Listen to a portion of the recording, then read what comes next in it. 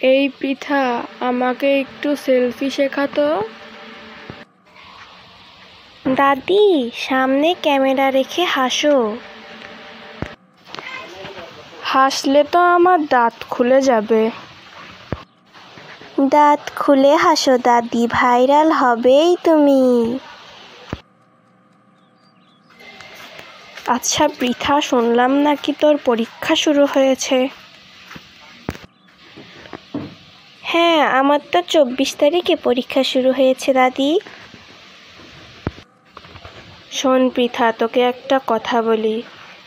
আগে যখন সবাই পরীক্ষা দিত, বিশেষ করে মেয়েরা, তাদের বড়দের কাজে সাহায্য করত, যাতে তারা তাদের জন্য দোয়া করে আর তারা পরীক্ষায় পাশ করে যায়। হ্যাঁ দাদি, আমি বুঝেছি, তুমি আমাকে দিয়ে কাজ করাবে সেই জন্য বলছো, তাই না? হ্যাঁ, আসলেই তাই। আমি তোর দিয়ে কাজ করানোর জন্যই বলেছি, যাতে তুই একটু কাজ কাম করিস। ও দাদি, তোমার কি মনে হয় আমি করব? তুই করবি না, এই জন্যই তো আমি বলেছি। এভাবে এভাবে পোজ দিতে হয় নাকি ছবি তুলতে গেলে? হ্যাঁ দাদি, তোমাকে একরকম নাচ দেখাই, দেখি তুমি পারো কিনা।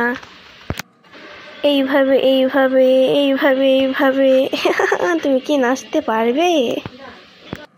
আমি আজ নাচতে পারি না, তাই তুই আমাকে ভেঙালি? আরে না দাদি, আমি তোমাকে ভাঙাতে যাব কেন? আরে আমি এমনি বললাম। আচ্ছা চল খেয়ে নি।